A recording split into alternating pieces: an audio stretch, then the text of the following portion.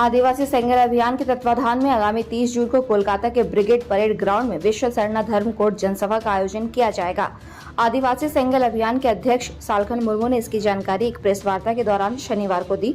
उन्होंने कहा कि आदिवासियों की पहचान प्रकृति से है और बाकी किसी भी धर्म या जाति से ये अलग है। इनकी पहचान सरना धर्म है और इसलिए लगातार सरना धर्म कोड को लागू किए जाने की मांग को लेकर इनका आंदोलन जारी है। उन्होंने कहा कि विगत 15 जून को इसी मांग के आलोक में भारत बंद भी बुलाया गया था और 5 राज्यों के 50 स्थानों में सड़क व रेल को रोका गया था। अब आगामी चुनाव से पहले सरना धर्म कोड को लागू किए जाने की मांग वे करते हैं और इसको लेकर कोलकाता में जनसभा का आयोजन होगा।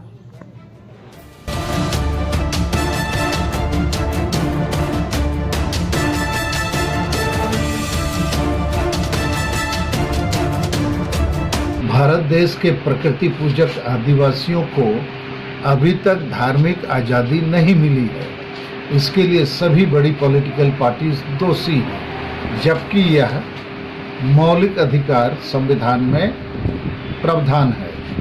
इसके लिए एक राष्ट्रीय आदिवासी धार्मिक आज़ादी के आंदोलन का जरूरत है।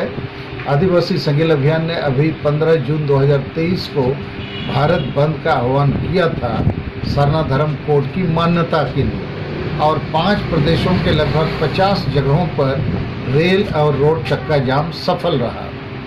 अब हम लोग 30 जून 2023 को जो संथाल विद्रोह या क्रांति दिवस है, कलकत्ता के ब्रिगेड परेड मैदान में विश्व सरना धर्म कोड जनसभा का आयोजन करने वाले हैं, जहां पूरे देश से 5 लाख लोगों का हमारा टारगेट है।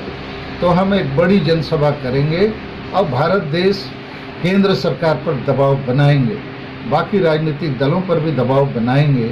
2011 की जनगणना में जब हम लोग आदिवासी प्रकृति पूजक 50 लाख की संख्या में सरना धर्म लिखा है और जैन धर्म वालों ने लिखा है 44 लाख, तो हमको अभी तक ये धार्मिक आज़ादी सरना धर्म कोड की मान्यता क्यों नहीं दी जा रही। हमारी मांग है भारतीय जनता पार्टी की सरकार 2023 में सरना धर्म कोड हमें दो, तो 2024 में भारत के आदिवासी आपको वोट करेंगे। इसके लिए अभी हम लोग जोर शोर से आंदोलन आगे बढ़ाएंगे और इस मामले पर जो लोग प्रकृति पूजा धर्म को छोड़ चुके आदिवासी हैं, तो उनका डीलिस्टिंग का भी मांग हमारा है। तो इसी के लिए आज का प्रेस कॉन्फ्रेंस है।